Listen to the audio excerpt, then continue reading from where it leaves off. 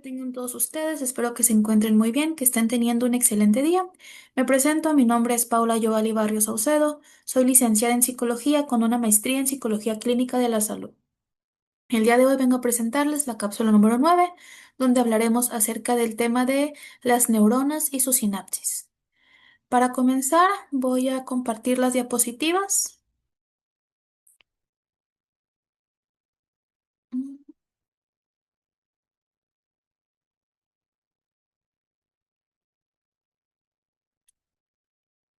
ok.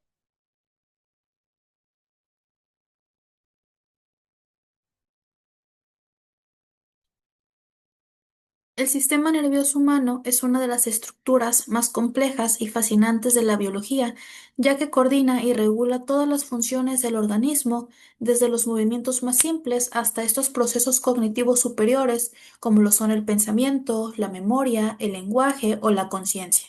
En el centro de este intrincado sistema se encuentran las neuronas, que son estas células altamente especializadas que constituyen esta unidad estructural funcional básica del sistema nervioso.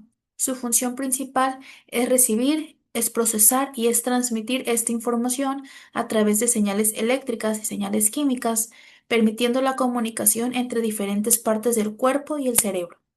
El estudio de las neuronas ha permitido comprender que el cerebro no es solamente una masa uniforme, sino que es un entramado de miles de millones de células que están interconectadas y que forman lo que conocemos como redes neuronales. Estas redes son las responsables de que podamos realizar acciones tan diversas como el percibir estímulos, aprender un nuevo idioma, recordar una experiencia pasada, controlar emociones o generar una idea creativa. En este sentido, las neuronas no trabajan de manera aislada, sino en conjunto, estableciendo estas conexiones dinámicas conocidas como sinapsis. Entonces, la sinapsis es este proceso fundamental mediante el cual una neurona transmite información a otra célula nerviosa, muscular o glandular. Se trata de un fenómeno complejo que ocurre en una fracción de segundo, pero del cual dependen absolutamente todas las actividades mentales y corporales. Gracias a la sinapsis, los impulsos eléctricos que recorren los axones se convierten en estas señales químicas mediante la liberación de neurotransmisores. Estos neurotransmisores actúan como estos mensajeros en la comunicación neuronal, y sin este proceso no sería posible pensar, aprender, recordar ni ejecutar acciones de manera voluntaria o involuntaria. Vamos a empezar hablando de las neuronas. Las neuronas son estas células altamente especializadas en la recepción, procesamiento y transmisión de información. Y aunque existen diferentes tipos de neuronas, todas comparten una estructura básica. Primero tenemos la soma o el cuerpo celular, que contiene el núcleo y los organelos que coordinan el metabolismo y la actividad de la neurona. Tenemos las dendritas, que son estas ramificaciones que reciben la información de otras neuronas. Lo vemos en la imagen. Las dendritas son estas ramitas amarillas que podemos ver en la imagen. Tenemos los axones, que es la prolongación larga que transmite estos impulsos eléctricos hacia otras células. Lo vemos. En el medio es toda la parte larga de la neurona. Las vainas de mielina, que es esta capa aislante que recurre al axón y que acelera la transmisión del impulso nervioso. Y tenemos por último estos botones terminales, que son los extremos del axón que liberan los neurotransmisores hacia la siguiente célula. ¿Cuáles son los tipos de neuronas según la función? Están las neuronas sensitivas, motoras y las interneuronas. Las sensitivas o las aferentes son estas neuronas que reciben estímulos del entorno o del cuerpo y lo transmiten a este sistema nervioso central. Las neuronas motoras o eferentes llevan órdenes del cerebro o de la médula hacia músculos y glándulas. Y las interneuronas conectan neuronas entre sí, formando estas redes complejas del procesamiento. Ahora el proceso de sinapsis es un proceso y el lugar donde se lleva a cabo la comunicación entre neuronas o entre una neurona y otra célula, como una muscular o glandular. Es un mecanismo vital, ya que el cerebro humano funciona gracias a estas miles de millones de conexiones que permiten transmitir esta información y coordinar funciones, así como dar origen a estos procesos cognitivos, emocionales y motores. Aunque las neuronas no se tocan directamente, se comunican a través de un espacio microscópico llamado hendidura sináptica, que mide entre 20 y 30 nanómetros de ancho.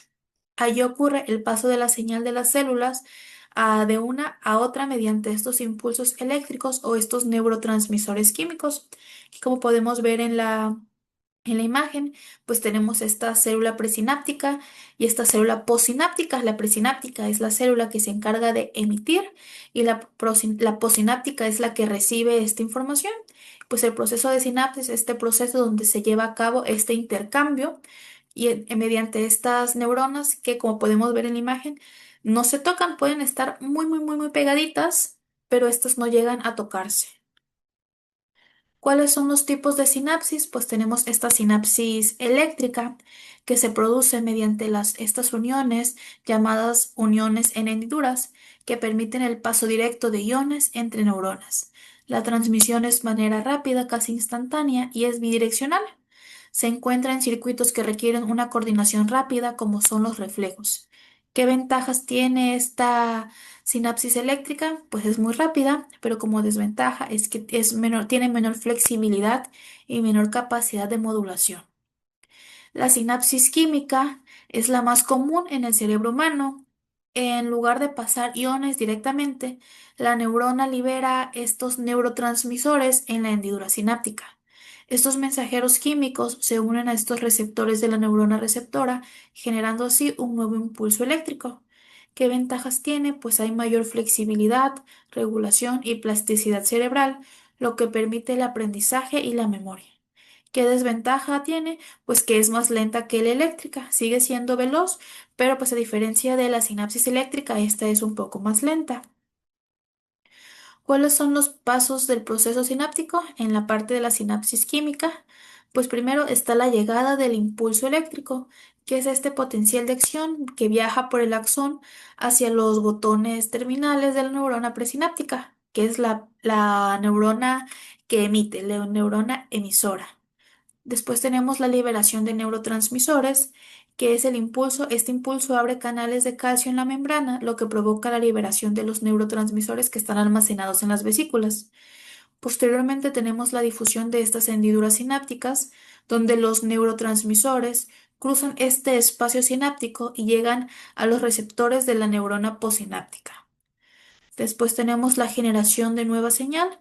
Según el tipo de neurotransmisor, la neurona receptora puede excitarse iniciando este nuevo potencial de acción o inhibirse, lo que reduce esta actividad. Y tenemos esta recaptación o degradación. Una vez cumplida la función, los neurotransmisores son recaptados por las neuronas emisoras o degradados por enzimas, asegurando que la señal no sea permanente. ¿Cuál es la importancia de la sinapsis entonces? Pues la sinapsis es la base de la comunicación neuronal. La sinapsis permite esta plasticidad sináptica, que es el fundamento biológico del aprendizaje y de la memoria. Se encarga también de regular funciones corporales automáticas, como son la respiración, los reflejos y de algunos procesos complejos, como son las emociones y el razonamiento.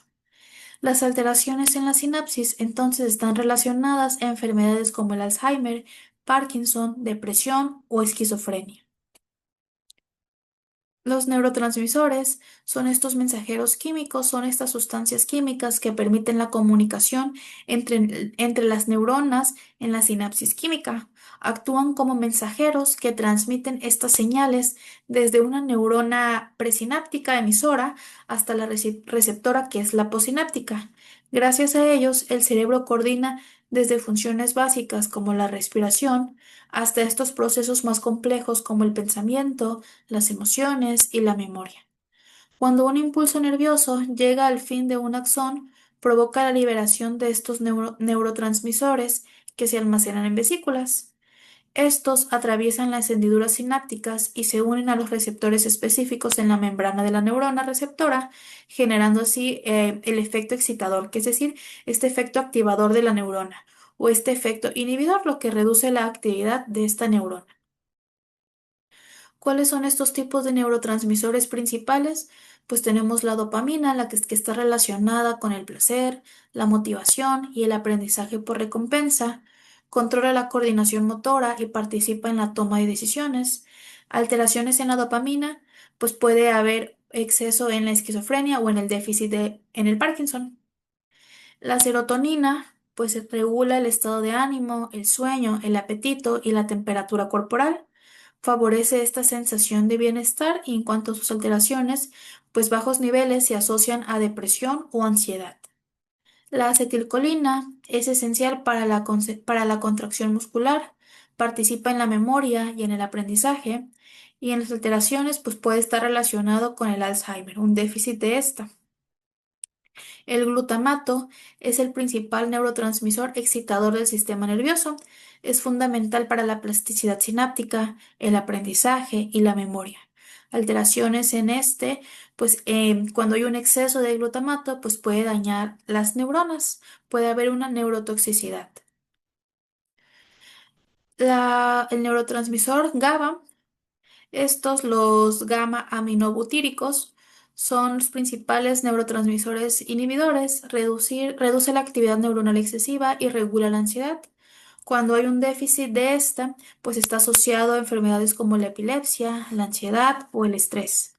La noradrenalina, pues aumenta el estado de alerta, de atención y la respuesta al estrés, eleva la frecuencia cardíaca y prepara al cuerpo para este estado de acción.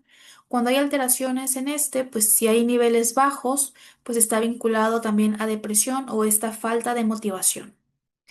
Tenemos las endorfinas, que son estos neurotransmisores naturales que están relacionados con la reducción del dolor y con esta sensación de euforia, cuando se liberan durante el ejercicio físico intenso, la risa o situaciones placenteras.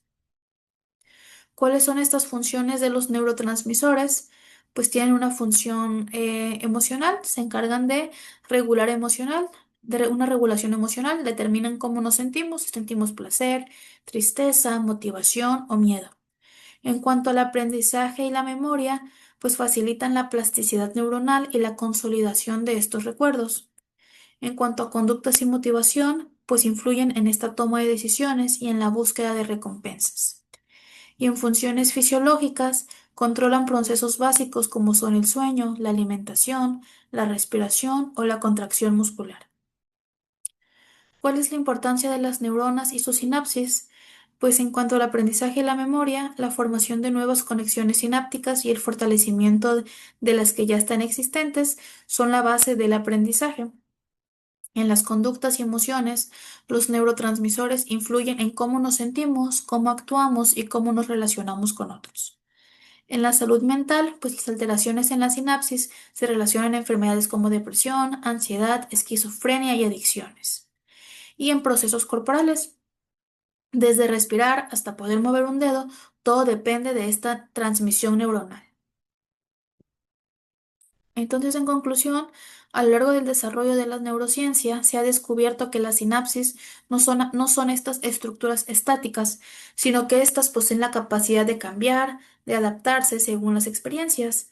Este fenómeno se conoce como plasticidad sináptica y constituye una base biológica del aprendizaje y de la memoria.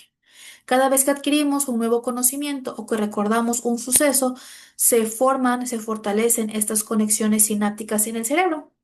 De igual manera, se forman o se fortalecen y cuando éstas se dejan de practicar o se ejercitan, hay cierta información, estas conexiones se pueden debilitar.